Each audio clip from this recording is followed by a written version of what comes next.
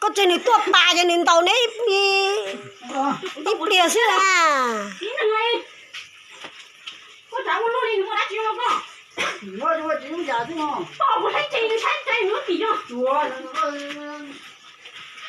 có chú đi chăng á Chúa nó có thế à? chú ạ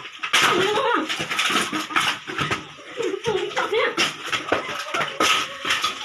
chú đi chăng chú đi nào đi rồi tao muốn tao mới chịu xe này hả đúng không ạ chịu xe chứ thì sao từ hai con thì con cũng đâu chót đi nó mà mình lo vô lại chỉ về lại mới dùng tàu bộ đi nó là lại mới dùng chỉ xỉn năng xí là à mình lùi lùi cho mình vô cho lùi lùi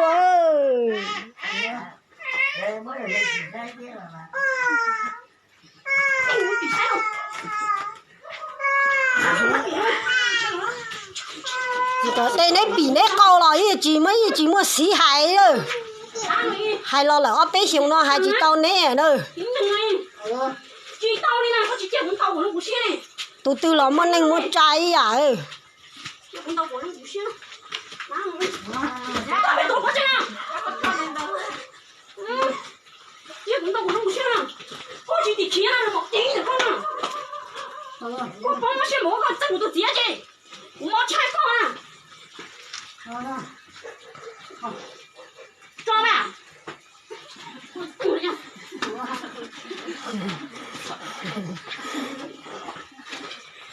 lớn luôn ta chỉ làm hợp ta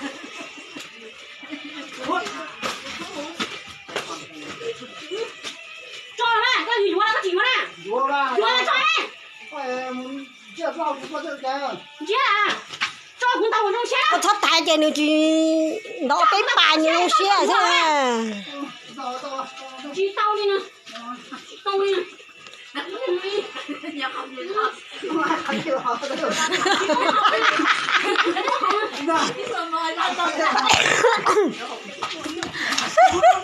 nên tàu ta đi hồ á nó chỉ lúc này nè chạy quá chứ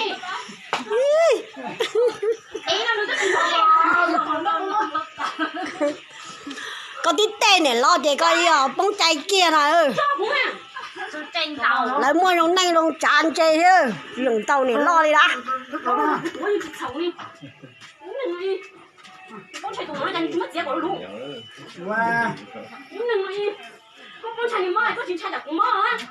lấy mua trong này trong tràn chơi lúc nào giờ trên tàu này lên tàu nữa con trai chẳng tu xe, con trai của tu xe. Đúng rồi, lúc mới có này thì mới được.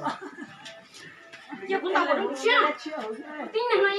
Có thể lùi nó rồi á, chẳng tàu có thế hả? Lùi cho ốc. Không biết là nó tại nó không nhớ là con chạy của tao không? Con nói được không? Nhớ không? Giờ con tàu của tu xe không à? Hả? Tôi bây giờ có tuần hả? Đấy là nó nói chỉ lúc về là mình tu à? Nhưng mà lúc đấy chỉ mới có xe có chơi chạy à? Thì cái tùng một đấy nó sao nào? Một đấy chứ vui, chúa không chỉ có nó tua kiểu không? Đấy nữa đi. Đi xe một đi nó à? Nó hay không phải nó nửa này, mình từ chỉ tao đánh coi. Nhưng mấy tùng trong này nó trong đấy khỏi đi. Nó làm tiền hả? Có tiếng nữa nè. Giờ con tàu của nó cũng xe nè.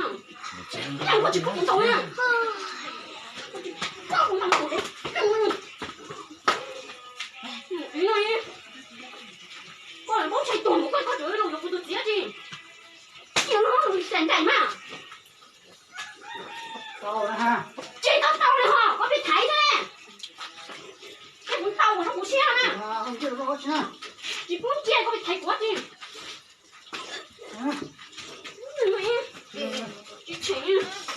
Con xài ơi, con xài đây đang là gì ơi, tuần chia ơi. Cho nó lấy phó xe tua bao luôn, đó là lấy sủ tua đi. Một tí nữa coi đi. Nó một tí như tạm đâu đi. Có chiếc thầy nè. Bảo nó đi nhau một đi nó à. Có chiếc thầy nè. Có chiếc thầy trúng khỏi trên đi, bỏ chứ.